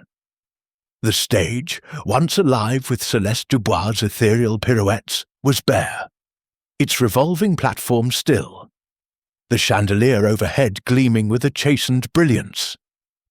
Hercule Poirot, his polished shoes silent on the oak floor, stood in the salon, his green eyes scanning the room. With a mixture of satisfaction and contemplation, the case of the Vanishing Ballerina had been solved, but the ripples of truth demanded one final reckoning. A moment to tie the threads of human frailty into a tapestry of understanding. Captain Hastings, ever the faithful shadow, stood beside him, his notebook tucked away, replaced by a cup of tea procured from a sympathetic waitress. "Well, Poirot," he said, his voice tinged with relief, "that was a performance to remember. Celeste's safe, the culprit's caught. What's left to do but raise a glass?" Poirot's moustache twitched, a faint smile playing at his lips. "Mon ami, the case is closed, but the heart, it lingers. There are lessons here for those who listen." The salon, though nearly empty, still held the ghosts of the night's drama.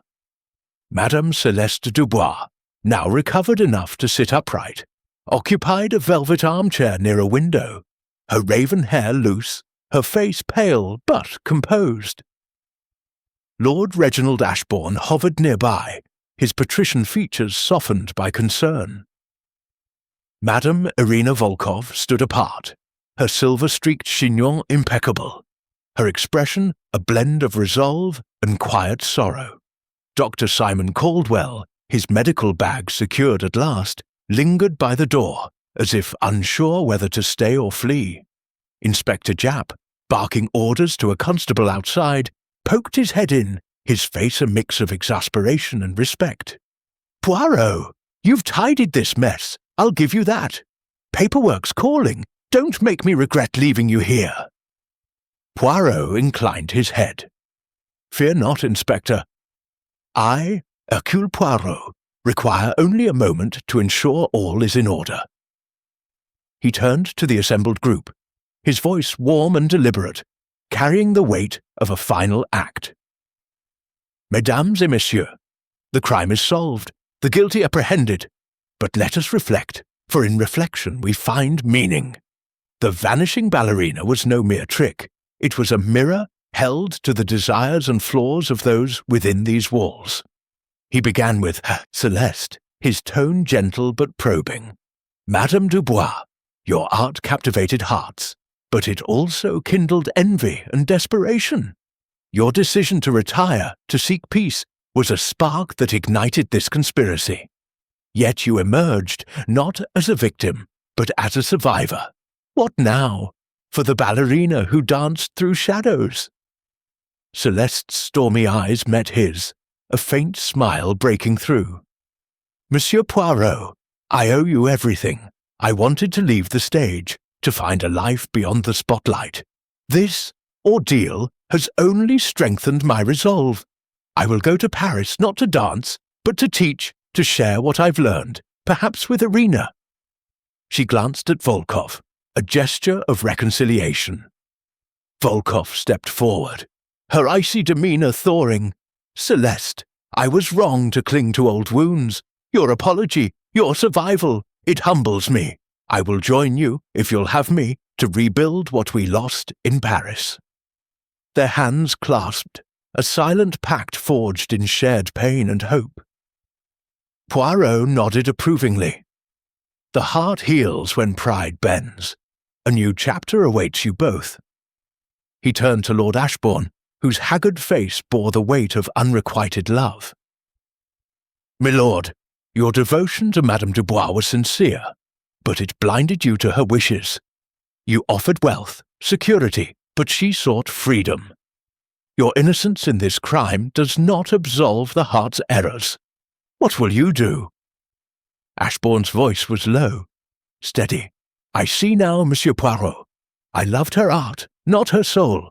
I'll fund her school in Paris, anonymously, no strings. It's time I let go." Poirot's eyes softened. "Wisdom, milord, is the truest wealth." Dr. Caldwell, shifting uncomfortably, met Poirot's gaze. "Doctor, your negligence with the sedative allowed this crime, though you meant no harm. Your admiration for Celeste was innocent, but carelessness is its own sin. Have you learned?" Caldwell nodded, his spectacles glinting. "I've locked my bag, sir, and I'll never leave it unattended again, I swear it." Poirot's nod was curt. "Good. Precision in medicine, as in detection, saves lives." The conspirators, now in custody, had left their marks on the room's atmosphere. Poirot addressed their absence, his voice carrying a note of solemnity. Mademoiselle Harcourt, Monsieur Reed, Monsieur Langston, their motives were clear: envy, desperation, vengeance. Evelyn sought the spotlight. Reed, survival. Langston, retribution. Their plan to sedate Celeste, hoist her into the ventilation ducts via the chandelier, and stage a kidnapping was clever but flawed. The pig's blood, the planted cufflink, the forged letters all crumbled under scrutiny. They sought to control, but lost themselves. Hastings, sipping his tea, ventured, "It's a tragedy, Poirot. They could have just talked to her, found another way." Poirot's smile was wry. The human heart, Hastings, rarely chooses the simple path. It weaves webs of its own making, then stumbles within. Them. Japp re-entered, his moustache bristling. "Paperwork's done, Poirot. The three are in cells. Evelyn's a wreck. Reed's confessing everything. Langston's still sneering, but he'll crack. Court'll sort them out." Poirot nodded. "Justice, Inspector, is the foundation of order. They will face their consequences." As the group dispersed, Poirot lingered with Celeste, offering a final word. "Madame, you danced through danger, but your strength endured. The Café Orion will remember you, not as a victim, but as a star who chose her own path."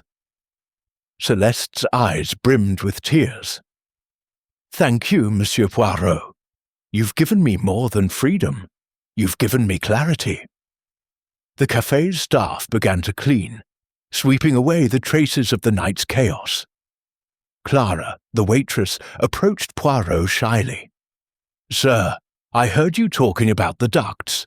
I never thought. My bit about the shadow helped, didn't it?"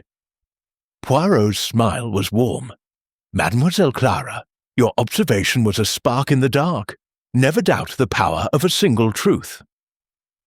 Billy, the stagehand, lingered nearby, his lanky frame hunched. "Will the café stay open, sir? Without Celeste, it's not the same."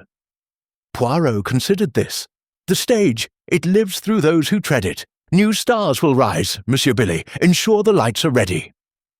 As Celeste was escorted to a waiting car, bound for a hospital for final checks, Volkoff and Ashbourne followed, their steps purposeful.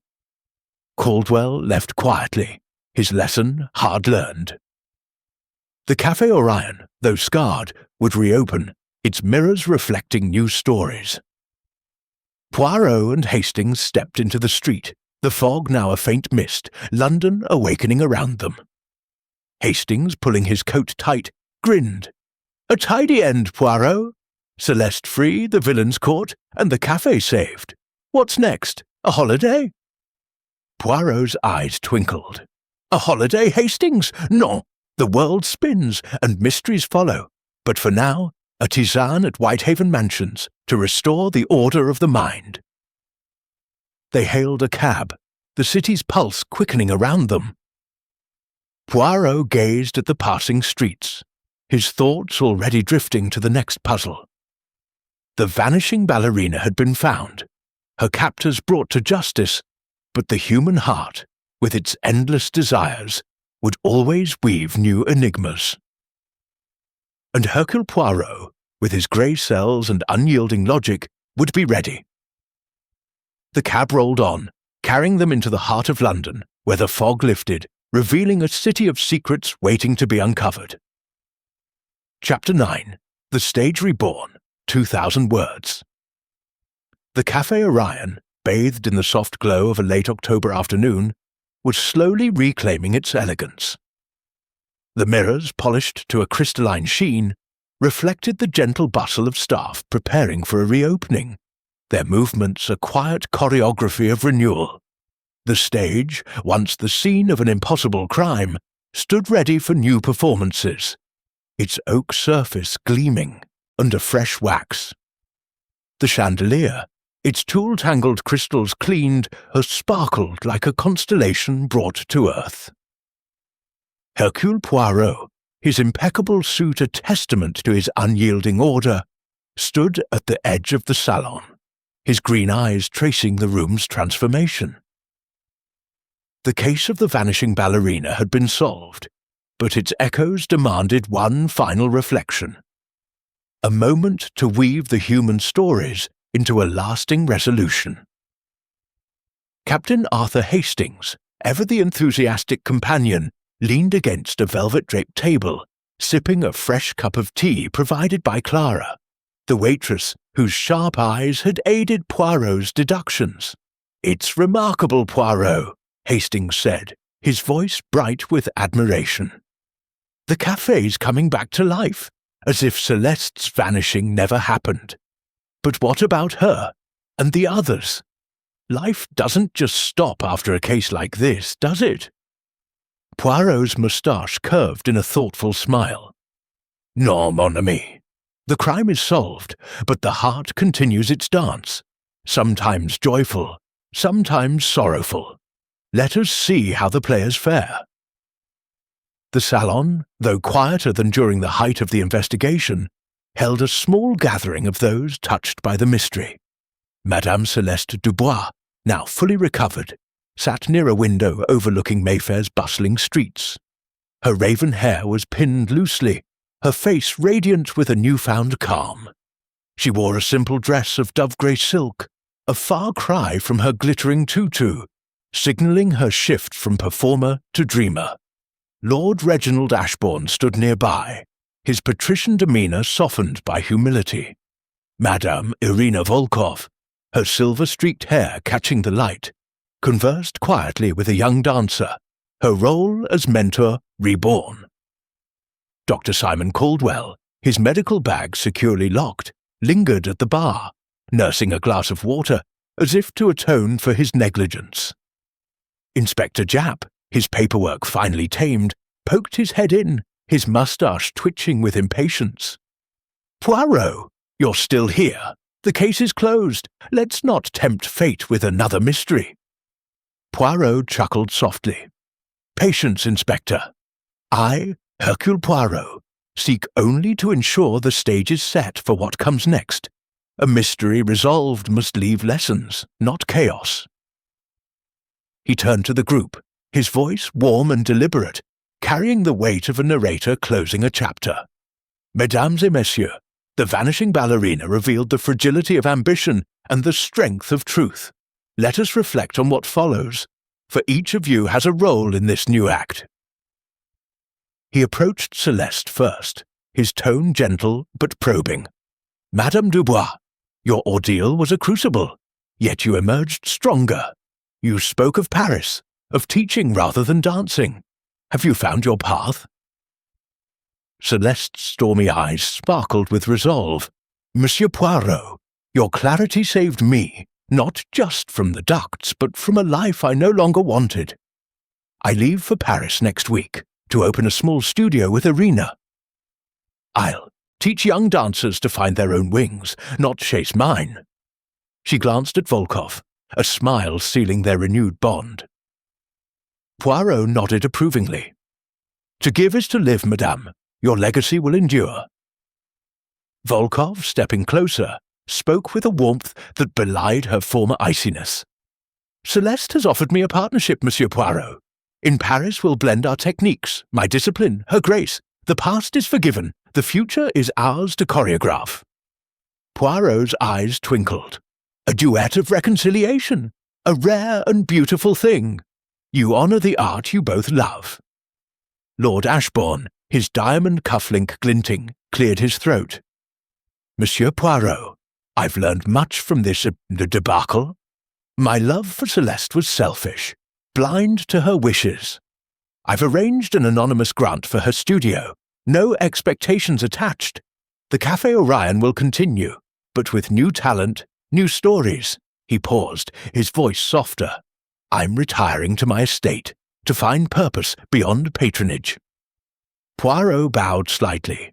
"Wisdom, my lord, is the truest redemption. Your generosity ensures the stage lives on."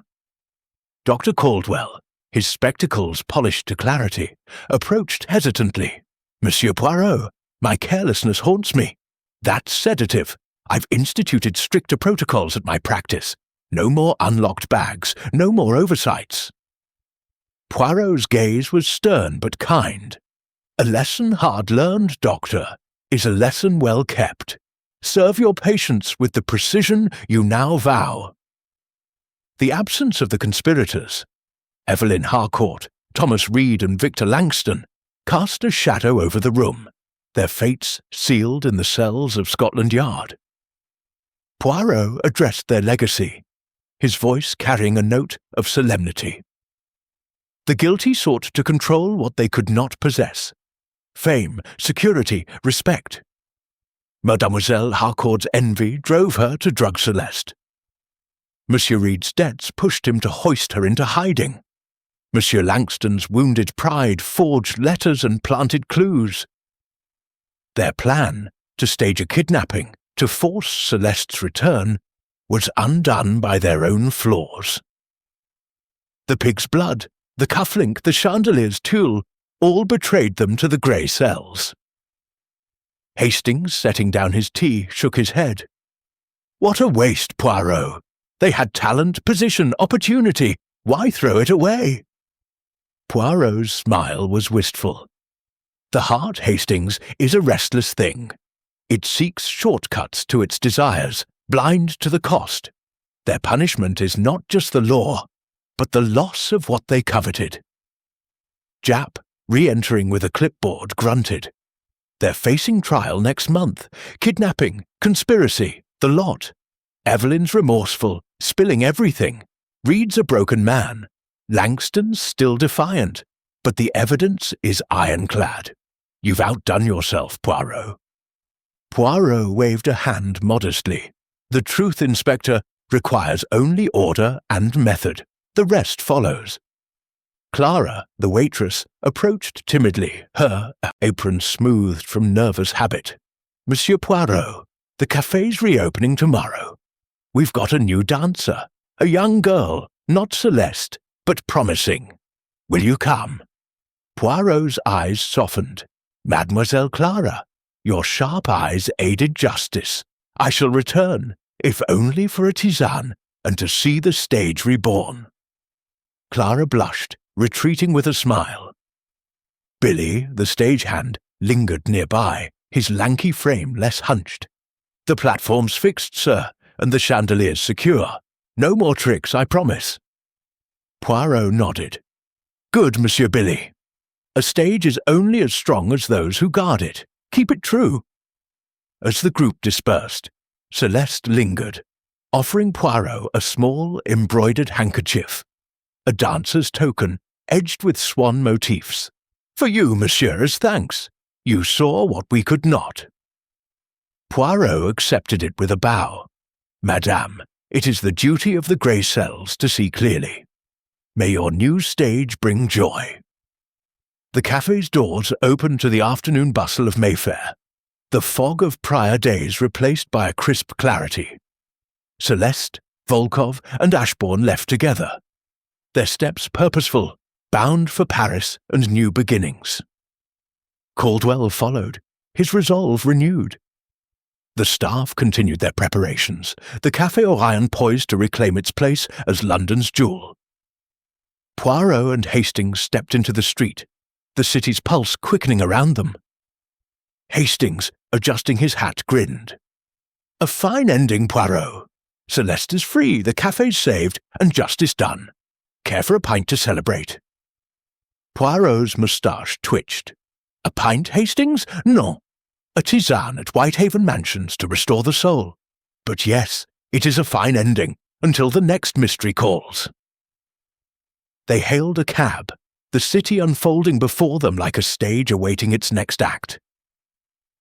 The Vanishing Ballerina had left her mark, but the Café Orion would endure, its mirrors reflecting new dreams, new dramas. And Hercule Poirot, ever vigilant, knew that London's shadows held countless stories yet to be told. Chapter 10. The curtain falls. 2,000 words. The Café Orion stood resplendent under the golden glow of an early November evening.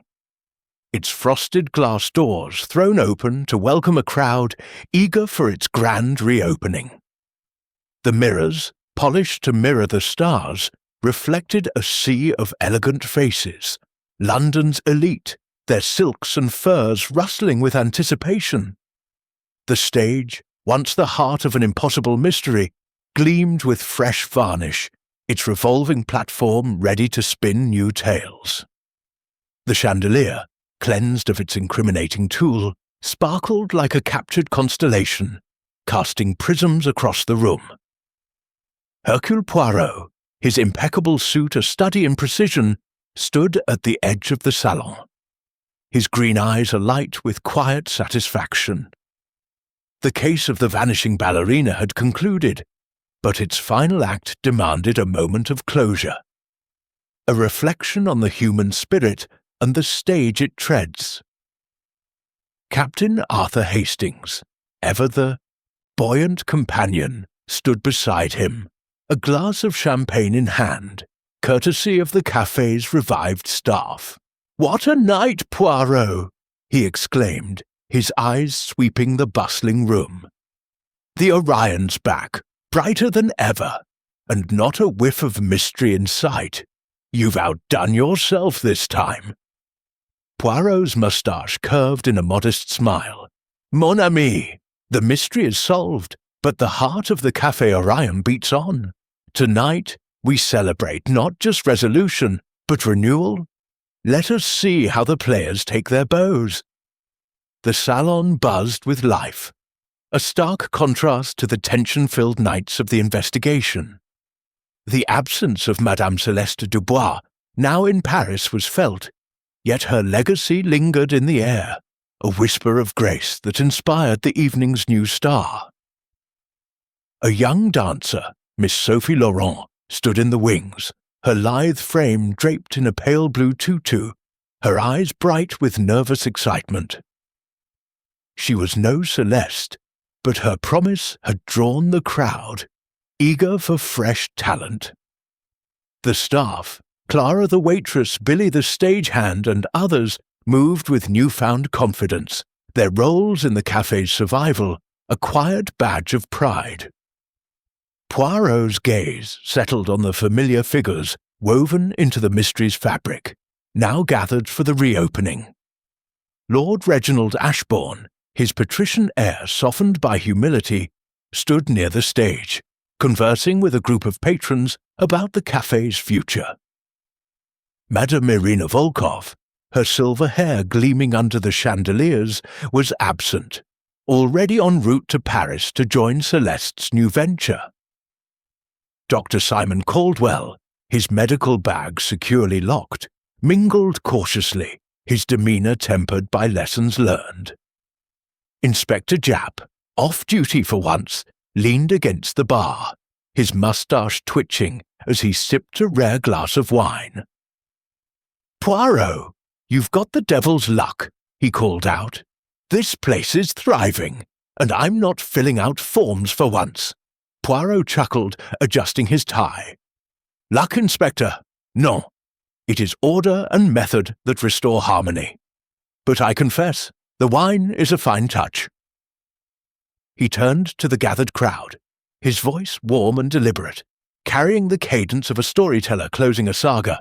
"Mesdames et messieurs, tonight we celebrate the Café Orion's rebirth, but also the truths uncovered within its walls. The Vanishing Ballerina was a tale of envy, desperation, and redemption. Let us reflect on its lessons, for they illuminate the path forward." He gestured to the stage, where Sophie Laurent was preparing her debut. Madame Celeste Dubois, though absent, has left her mark. Her ordeal, a kidnapping disguised as a vanishing act, revealed the frailty of those who sought to control her light. Mademoiselle Evelyn Harcourt, driven by jealousy, drugged her mentor's water with chloral hydrate. Monsieur Thomas Reed, crushed by debts, hoisted her into the ventilation ducts. Monsieur Victor Langston, stung by pride, forged letters and planted clues. Theirs, conspiracy unravelled under the scrutiny of the grey cells, and justice has claimed them. Hastings, sipping his champagne, leaned in, They're facing trial soon, aren't they? Evelyn's remorse, Reed's confession, Langston's defiance. Quite the trio. Poirot nodded. Indeed, Hastings. The law will weigh their actions, but their true punishment is the loss of what they chased. Fame, security, respect. The heart, when misguided, builds its own prison. Poirot's thoughts turned to Celeste, whose absence was a poignant note in the evening's melody. He had received a letter from her that morning, penned in her elegant hand, detailing her plans for the Paris studio. Monsieur Poirot, she wrote, your clarity gave me freedom, not just from my captors, but from a life I no longer loved. Irina and I are building something new. A school where dancers find their own paths, not mine. Your handkerchief is on my desk, a reminder of courage. Poirot, touching the swan-embroidered token in his pocket, smiled faintly. She dances now in spirit, he murmured. Lord Ashbourne approached, his face lighter than during the investigation. Monsieur Poirot, the grant for Celeste's studio is secured. No names, no obligations as promised. The Orions booked for months, thanks to Sophie. Care to stay for her performance? Poirot bowed slightly. Milord, your generosity honours the stage. I shall stay, if only to see the new star rise. Dr. Caldwell, hovering nearby, cleared his throat. I've tightened my protocols, Monsieur Poirot. No more oversights. I'm even sponsoring a medical fund for the cafe's staff. My way of making amends. Poirot's eyes softened. Atonement, Doctor, is action, not words. You do well. Clara, bustling past with a tray, paused to beam at Poirot. You're a hero, sir. That shadow I saw. It helped, didn't it? Poirot's smile was warm. Mademoiselle Clara, your observation was a lantern in the fog. Never doubt your place in this story. Billy, adjusting the stage lights, called out. All set, sir. Sophie's ready. No tricks this time. Poirot chuckled. Good, Monsieur Billy. Let the stage be true. As the orchestra tuned, a hush fell over the crowd. Maestro Elias Thorne raised his baton, and the strains of Tchaikovsky's Serenade for Strings filled the room, a nod to Celeste's legacy, without mimicking her Swan Lake. Sophie Laurent took the stage.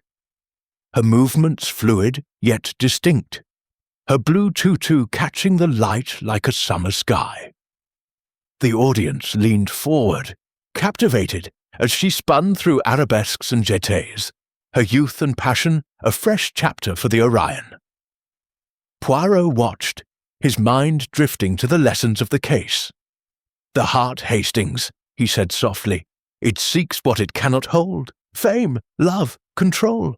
Evelyn, Reed, Langston, they fell to their own desires. Yet Celeste, Volkov, Ashbourne, they chose to rise, to rebuild. That is the true performance. Hastings nodded, his eyes on Sophie. And the Orion? It's stronger for it, isn't it? Poirot's gaze swept the room, the mirrors reflecting a renewed vibrancy. Oui, mon ami. The stage endures, as does the truth. It is not the mystery that defines us, but how we emerge from it. Jap, finishing his wine, joined them. You're a sentimental one, Poirot, for all your logic. The Orion's back, and I'm off the hook until your next case. Poirot's eyes twinkled. The world, Inspector, is never short of puzzles, but tonight we celebrate. As Sophie's performance ended to thunderous applause, Poirot and Hastings slipped to the back, the crowd's energy a warm contrast to the investigation's chill. The cafe's doors opened to the crisp night, Mayfair's lights twinkling like stars. Hastings, pulling his coat tight, grinned. Home, Poirot, or shall we toast the Orion's revival? Poirot adjusted his hat. A tisane at Whitehaven Mansions, Hastings, to restore the soul, but the Orion's light will call us back, never fear. they hailed a cab, the city unfolding around them, its pulse a rhythm of stories yet untold. The Café Orion, reborn from its shadows, stood as a testament to resilience, its stage a canvas for new dreams. And Hercule Poirot, his grey cells ever vigilant, knew that London's mysteries would always await his call.